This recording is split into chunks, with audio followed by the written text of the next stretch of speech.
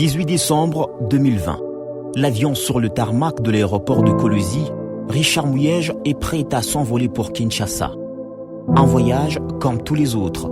Les membres de son gouvernement et de son cabinet l'accompagnent à l'aéroport, comme d'habitude. Mais personne ne s'imagine encore qu'il sera le plus long voyage depuis que l'homme est à la tête de la province du Lualaba. Et cette brève interview qu'il donne a failli être la dernière pour la presse. Je suis appelé, je suis gouverneur. Je suis appelé à Kinshasa.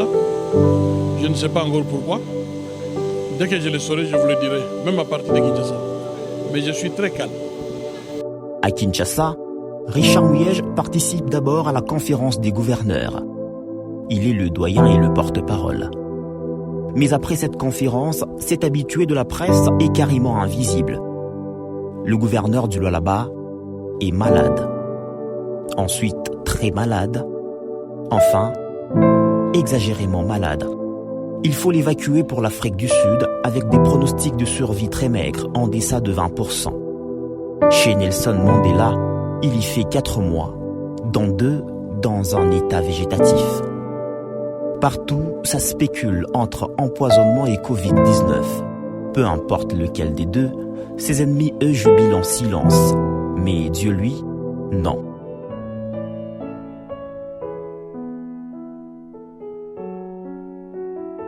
Frères et sœurs, me revoici, je viens de loin. J'ai consolidé ma foi et j'ai renforcé ma relation avec mon Dieu, et il m'a ramené à la vie.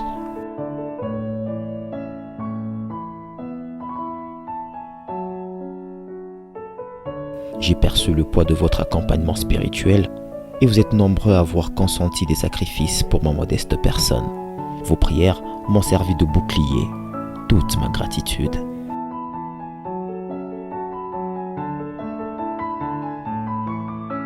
Je me suis engagé devant mon Dieu à partager l'amour partout et avec tous.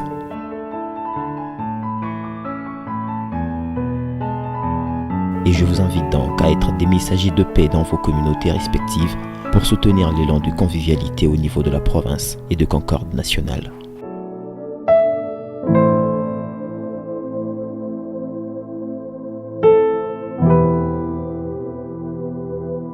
Deux mois plus tard, les médecins autorisent Richard Muyej à regagner Kinshasa.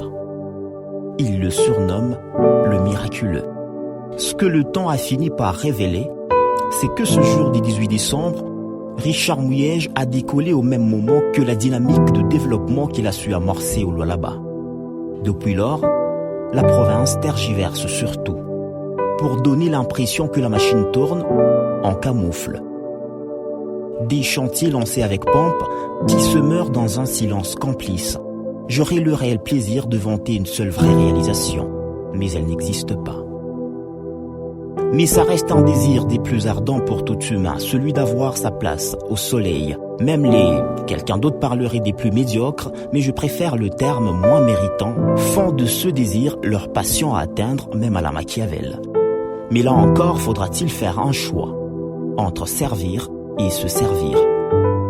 Le désir ardent de laisser les empreintes est une valeur exclusive ancrée dans l'âme d'un vrai patriote à la trempe de Richard Muyej. Pendant toute une année, on se bat pour effacer l'homme, mais son nom semble être gravé dans une pierre. Richard Muyej a simplement écrit une histoire humblement et ensemble avec les Lualabais.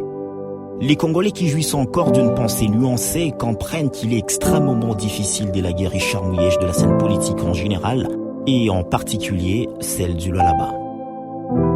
Complot après complot, cabale après cabale, Richard Muyej, gouverneur du Lualaba, est demeuré égal à lui-même.